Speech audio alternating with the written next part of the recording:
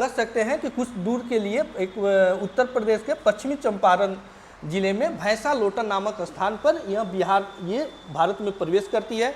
इसके बाद उत्तर प्रदेश और बिहार की सीमा बनाती है।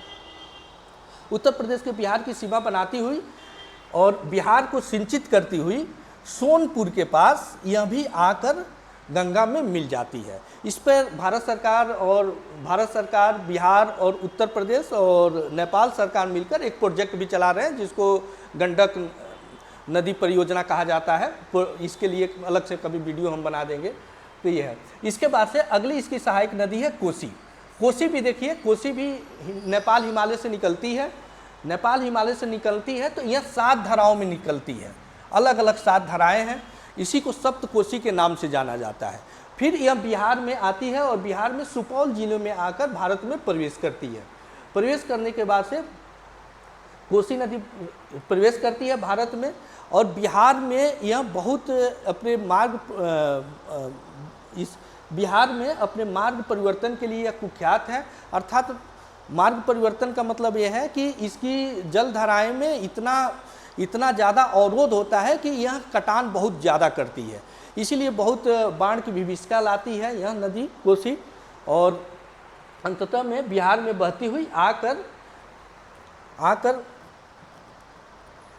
कटिहार जिले में, कटिहार में आकर ये गंगा में मिल जाती है कोसी नदी। इसको बिहार का शोक भी कहा जाता है। अभी एक परियोजना इस पे लॉन्च किया गया है, कोसी और मेची नदी जोड़ो परियोजना लॉन्च किया गया है। इस पे एक करंट अफेयर में है, इसको ध्यान दीजिएगा।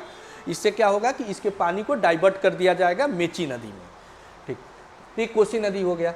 फिर इसके बाद से इसकी सहायक नदी है महानंदा नदी। यह दार्जिलिंग हिमालय से निकलती है, पश्चिम बंगाल में बहती है और बहने के बाद फराक्का के पास आकर यह गंगा में मिल जाती है। गंगा में मिल जाती है। यह गंगा में मिलने वाली सबसे पूर्वी सहायक नदी है महानंदा नदी। इसके बाद से इसकी एक पश्चिमी शाखा है। इसकी एक प्रमुख सहायक दामोदर नदी है। ठीक, दामोदर नदी जो अपने कोयले क्षेत्र के लिए जाना जाता है। यह भारत की सबसे प्रदूषित नदियों में से माना जाता है इसको, और इसी को काला सोना नदी भी कहा जाता है क्योंकि अधिकतर झारखंड और पश्चिम बंगाल की जो कोयले की खदानें हैं वो दामोदर नदी के ही किनारे हैं। और इस पर मैं बता दूं कि भारत का जो पहला बहुउद्देशीय परियोजना बनाया गया था, DBC परियोजना, वो दामोदर नदी पे ही चलाया गया था। ठीक है, तो ये गंगा और उसकी सहायक नदियाँ हो गई।